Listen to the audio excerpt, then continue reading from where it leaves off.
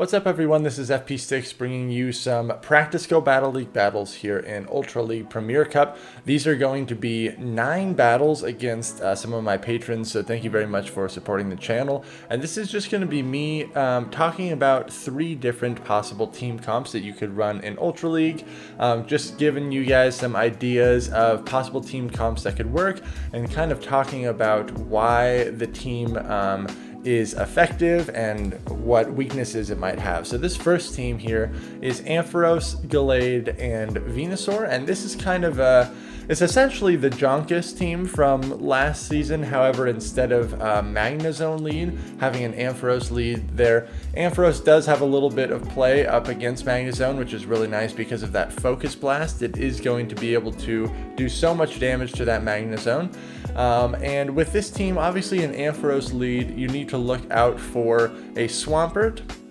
That's essentially going to be the worst lead that you could see as an Ampharos in the lead there. So Glade and Venusaur both handle Swampert fairly well. Glade is essentially the safe swap in this team comp here, and it only takes 3 confusions to get to a Leaf Blade, 4 confusions to get to a close combat, and with Galade's crazy high attack stat, the confusion damage really adds up on whatever Pokemon comes in, and those 2 moves really give you great coverage.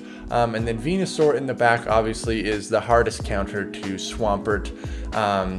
And I think we do have a Swampert team coming up here in the video, and I'll kind of talk about different Swampert movesets because Sludge Wave versus Earthquake in Ultra Premier is kind of a debate where I'm still not totally convinced one way or the other, but this team is pretty solid. I think I actually get my butt handed to me in a lot of these battles because I did run into some tough leads with some of these comps, but we can kind of see how this plays out, and hopefully this video will give everyone some ideas of some possible teams that you could make. I think Ultra Premier is by far the most wide open meta that there is in all of Go Battle League, which is good and bad. It's good because each match is going to be pretty exciting and you're not going to be running into like the same team comps over and over and over again.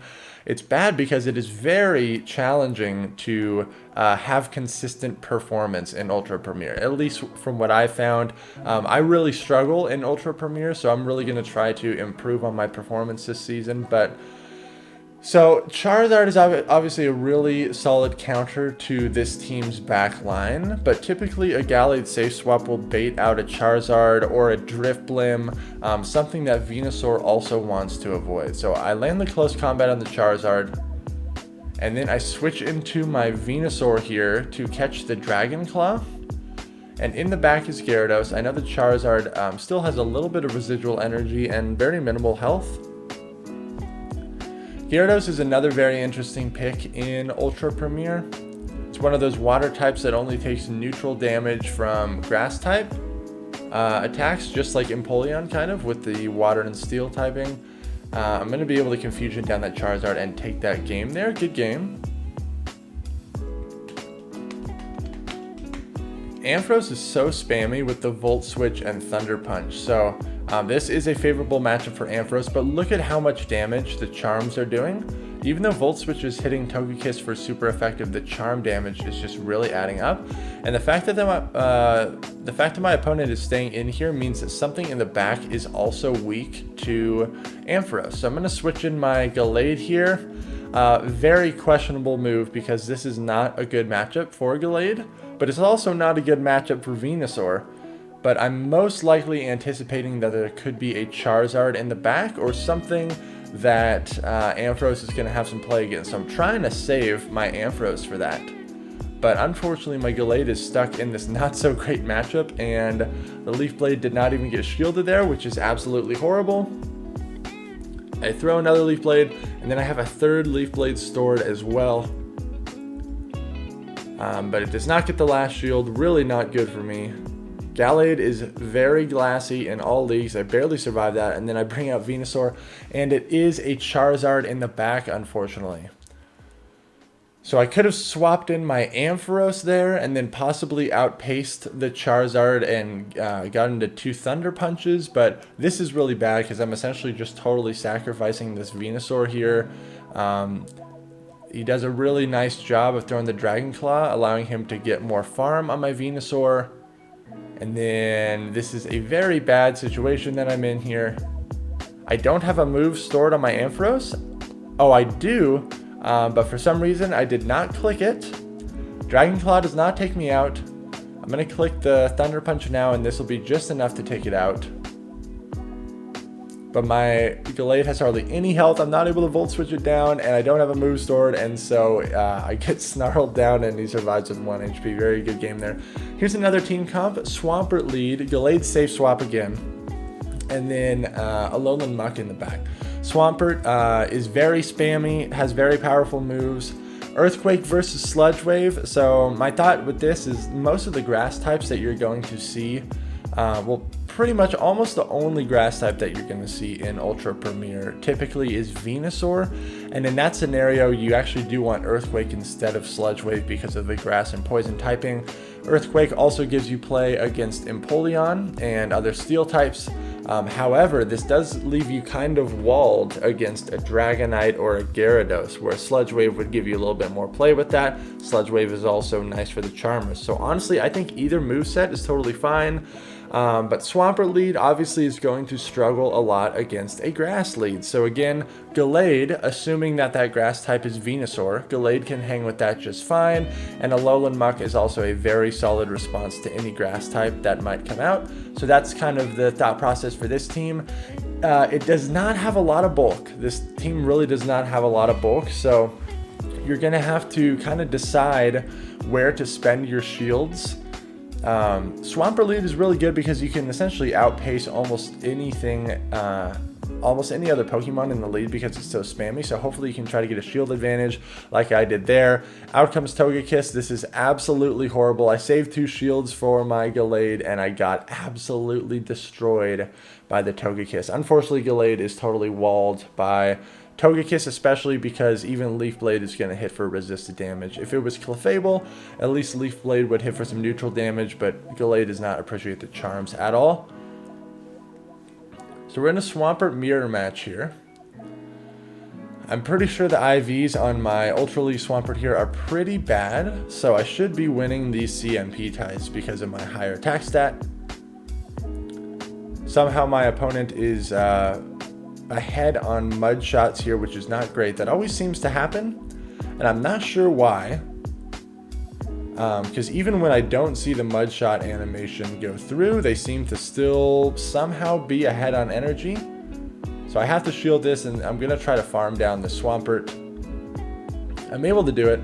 Glade with loaded energy. Oh man, it's a Togekiss in the back, and then it's another Charizard in the back. So really not good. Because Glade is totally walled by that Togekiss, even though I have all that stored up energy. There's pretty much nothing I can do. Leaf Blade is resisted, Close Combat is double resisted, and my opponent is going to play this smart, shield up the Charizard, farm up some extra energy, and even if I'm able to farm down this Charizard, which I'm not going to be able to, the energy is essentially useless because Togekiss just totally walls it. Very unfortunate team comp for me, against my opponent right there. Good game. Swampert into Obstagoon. Obstagoon is very annoying to deal with, especially once it gets the boost. I've seen a lot of people running Obstagoon in the lead. I think it is a very strong lead.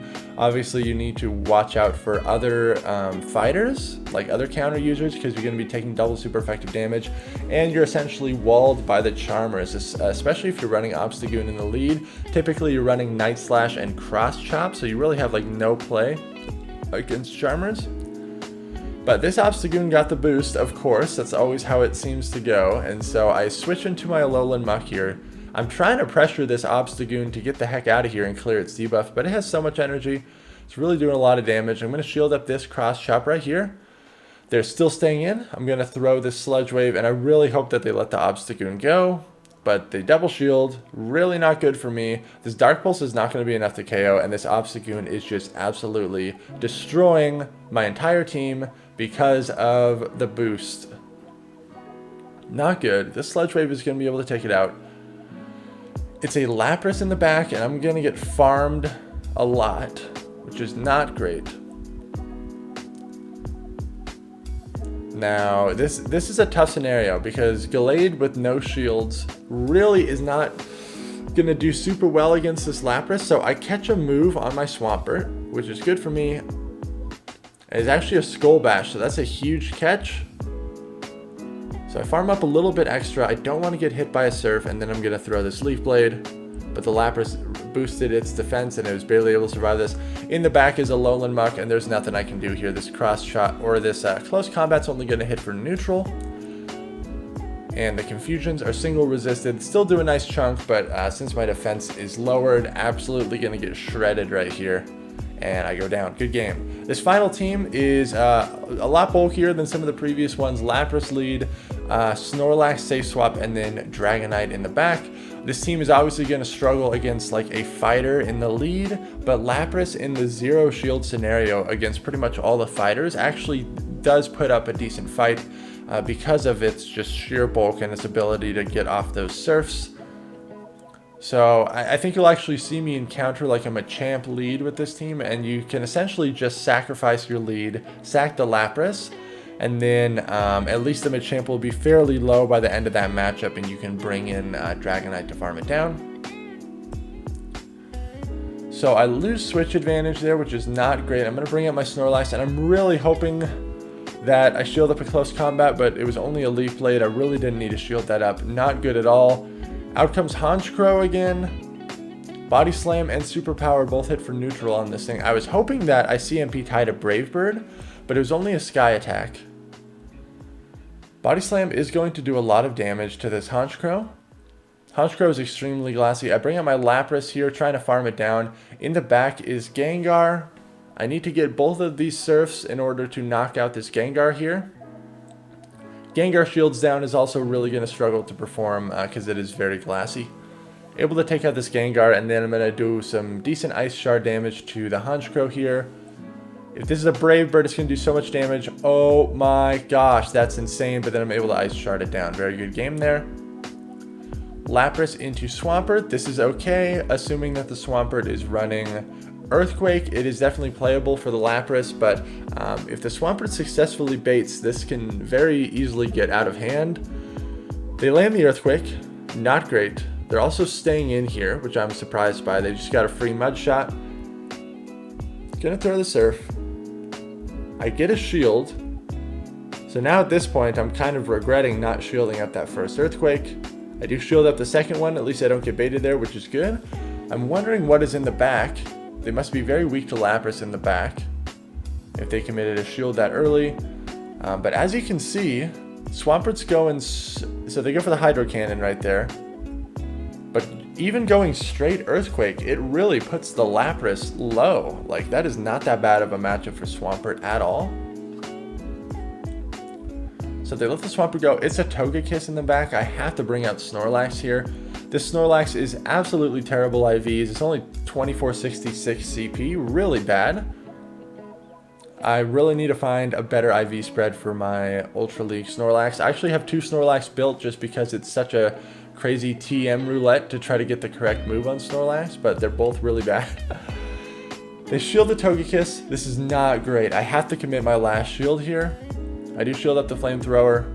I just need to get rid of this Togekiss, and then I'll probably instant switch into Dragonite so I don't get farmed. It's a Charizard in the back. These Dragon Claws are going to hit super effective on Dragonite, but the Dragon Breath damage is really adding up. But Charizard in the zero shield scenario here is actually going to be able to take out Dragonite, which is pretty crazy to think about. They must have had like one fire spin of an advantage. Maybe I was barely too slow to swap, but I'm going to lose that match very, very closely. Good game. Lapras in, okay, here it is. I have to sacrifice this Lapras here, because if I switch in Snorlax, that is not good.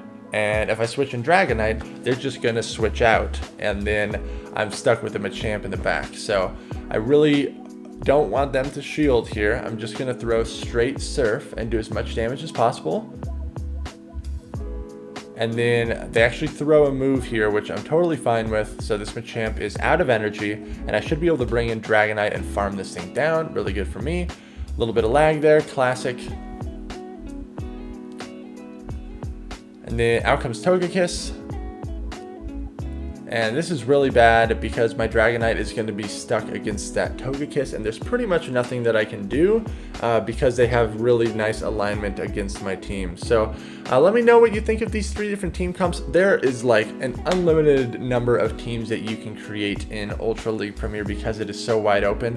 Best of luck out there. Make sure to go to like pvpoke.com. You can utilize their team builder resource right there and kind of see how bulky your team is, how much coverage it has, what are some of the worst matchups for that team, and start learning some of these matchups. I really need to put in more time and start studying these matchups, attempting to learn the meta a little bit more. But man, Ultra League Premier is definitely my worst league, so I'm going to try to not tank too many points. That is my goal here. Not able to get to the Hurricane there. You love to see it. Hopefully tomorrow I'll have some content where I actually go positive. All the sets that I've recorded, I went pretty negative. So we'll see what happens, but thank you all so much for watching. Make sure to like, comment, and subscribe if you enjoyed the video, and I will catch you all in the next video.